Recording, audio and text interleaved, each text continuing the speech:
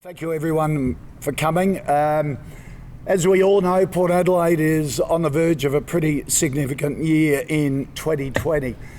Not only is it our 150th anniversary, think of that, we're older than Manchester United, we're older than the Yankees.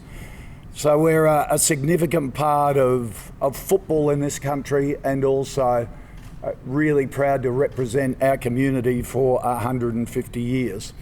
Also in the last month or so, our recruitment and list management team have done an outstanding job in bringing in a new team of young, exciting players that really set us up for the future. And second year in a row, I think our recruitment and list management team have done a great job through the draft and also the trade period. So we reckon we've got one of the best, youngest, most exciting lists in AFL, and we have great hopes for the 2020 season. The next step, of course, in setting us up for what we hope will be a really successful season in 2020 is our leadership model. And Port Adelaide will return to the one captain leadership system that the club has had for much of that 150 years. We've always been a club that listens to our members, listens to our people. The people of the Port Adelaide Football Club are incredibly engaged, they're incredibly passionate, and for that we really thank them. And we've heard loud and clear after going to a joint captain model last year that number one Guernsey is one of those iconic traditions that are really an important part of this club. Now, we're really proud of our 150-year history, but like any successful sports organisation, we're not afraid to try things. We're not afraid to be innovative. We're not afraid to take a tack that we think is a little different and sometimes breaks with tradition. But we also listen to our people. And in this instance, we've listened to them and will return to that single captain, that number one on the locker in the dressing room. And it's with enormous delight that I announce that the number one, the captain for the Port Adelaide Football Club in 2020 is Tommy Jonas.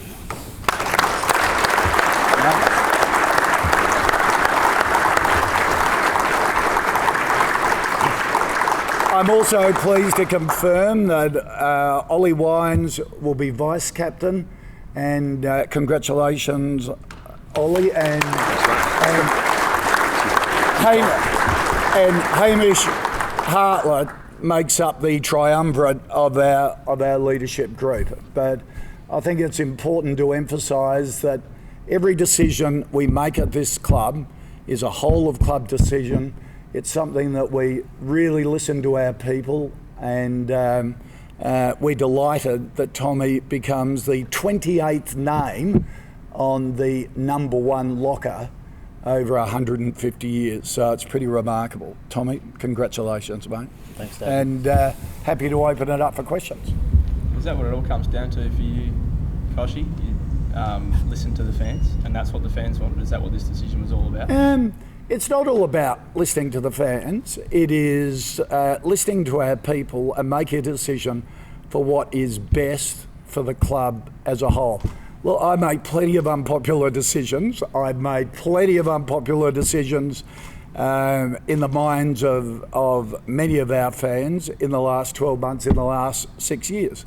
But always the intention is to do what is best for this club as a whole. And that's what I'm driven by. We're not a club that will be solely driven by fans. There's a lot of stakeholders in this club. There's a lot of responsibility, as we're basically simply trustees of this incredible organisation that's been going for 150 years. And what each and every one of us wants to do is whenever we leave this club, we leave it in a better position to what we found it. And today's decision is part of that, but there are plenty of other decisions that's what leadership's about. You make tough decisions. So what was it about the co-captaincy that wasn't best for the club going forward? Look, From an operational point of view and a playing point of view, it was the best model for to put us in the best position to win a premiership. And frankly, the model doesn't change in practicality. In terms of the football department and the playing group, the leadership is still with Tom and Ollie and Hamish. And I think the playing group will agree that they will virtually, in practicality, will see no difference. But in terms of our people and the iconic nature of the number one Guernsey, it is important to return to that. So we think we have the best of both worlds, that we keep up the traditions, but also we have a modern leadership structure within the playing group. It's an extremely harsh question to ask when they're sitting next to you. So why was Tom the man for the number one and Ollie's the vice captain now? Okay. Ollie, do you want to answer that? Yeah, Tom's the most capable to lead us at this stage. I'm sure I can speak on behalf of myself and most of the playing group that he's the one to lead us at this stage. We'd all follow him to the edge of the earth, and to be standing beside him along with Hearts, it's as much as an honour as I've had. Did you make that call about him being the man instead of you? Hearts and I had a fair part to play in that. We know each other fairly well, so with Ken talking about that decision, I think it was pretty clear cut that he was the one out of us three that was the best man for the job. And You're a bit younger, Ollie. Would you still, if he retires in a few years, would you still have ambitions to be the skipper? Yeah, definitely. Like him, like Hearts, like everyone on our playing list, we want to win games, and if that puts us in the best position and I'm the man to lead, I've got aspirations to do that role. And I think it's pretty obvious that Ollie, for that his cohort of players coming through, is the leader of that cohort. And when you look at the three leaders, the experience across not only positions but personality, character, it just works beautifully together because it is cross-generational, if you can put it that way, in terms of football. And there's no doubt that this also presents a pathway for Ollie to aspire to that number one Guernsey. Ollie, how did it come about? Were you approached by the club first? No, these are ongoing conversations myself, Ken, Jonah have, Hearts all year. We catch up regularly and chat about this, and we always know where we're at every week of the year. So it's not something that has just come about. We always sort of know where we are and what's going on. So you're happy to sort of step aside and teach and take over? Yeah, certainly. As I said before, if it was someone that I didn't think was capable, I would be disappointed, but there's not many people that I'd follow to the edge of the earth, and he's one of them. So I know myself, and as I said, the playing group, we're going to follow him wherever he wants to take us, and he's got 100% backing of everyone. Ollie, has this only materialised in the last couple of weeks, or was this something discussed at the end of the season? As I said, we sort of speak about this throughout the whole season. We have one or two catch-ups a week, every week for 52 weeks, and we're always chatting this type of stuff. So as I said, probably the decision to go back to the one captain didn't happen straight away, but we always know where we are as leaders and as leaders of the club. I think also that as we sit here today and listen to Ollie talk and the way he's conducting himself, it says plenty about the leader he is, and I'm sure the boys sitting over there feel exactly the same way. And like Koshi touched on, that won't change his role within the group. It's still going to be Hamish, Ollie and I leading this bunch of really exciting young blokes, and we're going to turn them into a football team that our members, supporters and the whole club are proud of. Yeah, and it's not as if Tommy's got the personality that he's going to become a flaming dictator. That's what Ollie and Hamish are there to give him a kick up the arse and pull him back. And from a practical point of view, you'll just operate exactly the same as last year, won't you? Yeah, exactly, which is what I just touched on. So, I think the way Ollie's conducting himself, which would possibly be considered a tough, situation, just speaks to the man he is, and I can't wait to work alongside Ollie again. And I think he'll definitely be a leader of this club and in the future to come. Dave, if it wasn't the 150th year next season, do you think you would have still stuck with the model and given it 12 months to see?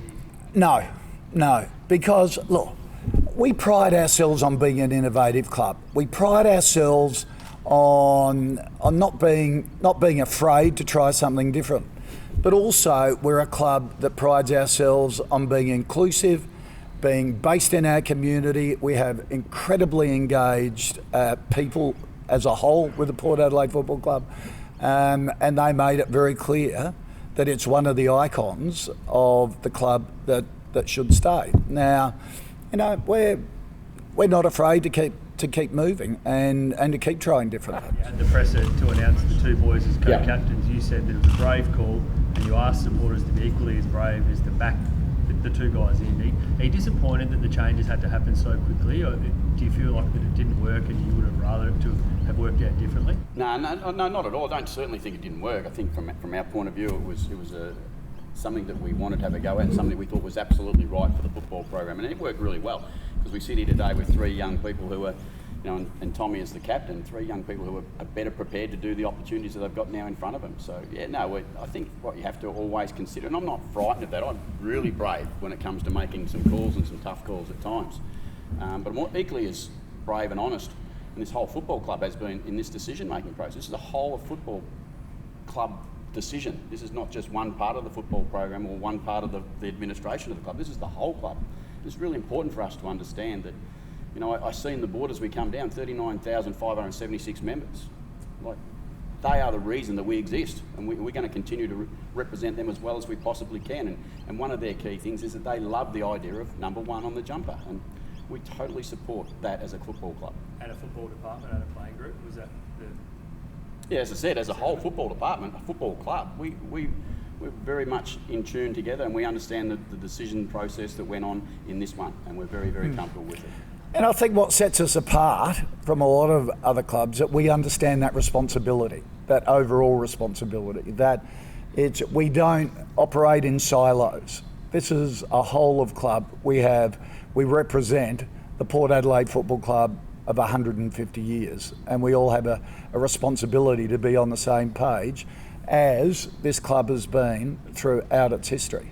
And so it's more than the individual, it's more than the different silos, it's representing the one. Were either of you surprised by the vitriol from fans surrounding the co-captaincy? In football? You get surprised? No, I don't get too many surprises. But look, I suppose it'd be fair to say that I understand the absolute passion that's involved with Port Adelaide and have all the way through. And, it was, as a football club, we were adventurous in what we tried to do. And we understand that, from our people, their want is something we respect. We want to win for them every week. We want to win a premiership for them. I'm sure that they'll be happy when we do that for them. And let's underscore that word respect. The respect that we have for our people with the club. The support we get from them is just enormous. So we do listen. We're inclusive. We're transparent. Sorry, was this decision instigated by the board? We talked about it all. We talk all the time as a group. It's just not simply the board at all. It is we get feedback through membership. We get feedback through our corporate partners and our executives there. So we take the temperature of the entire organisation. So it's based on the entire organisation coming through. We discuss it and then we come together as one. Dave, but Dave, was something where you went to Ken and the coaching in the football department and said, this is what our supporters want, we need to change this, make it happen? But as Ollie said, we've been talking about it, sort of monitoring it for all of last season, and the reaction to it, and listening to everybody. So we were all aware of it. We were all aware of the feedback we were getting from our people. But you only look at leadership structures once a year, like all the AFL clubs are doing at the moment. Some are changing their leadership structures, like we are. They're going in all different directions. It is what's best for the club, and also for us to give us the best chance of winning a premiership. That's the bottom line. But can you just tell us again what it means to be the captain of the footy club, to wear the number 1 Guernsey? Yeah, I mean, it probably speaks for itself, and it's an absolute honour to be able to pull on the number 1 next year and following the footsteps of some of the great leaders that this club's had for the last 80 years. And I don't think I'll change, but it's an absolute privilege to wear that and be able to lead these boys and our club and all of the membership and supporters, just our great community. And yeah, like I said, we just want to go out there and play a brand of footy that all of those people are proud of. Ollie, are you still committed to the club long term? Yeah, 100%. As it stands here, I'm 100% committed, and it's a positive day for the club going forward. I'm standing next to Tom, incredible leader for the club going forward, and all in.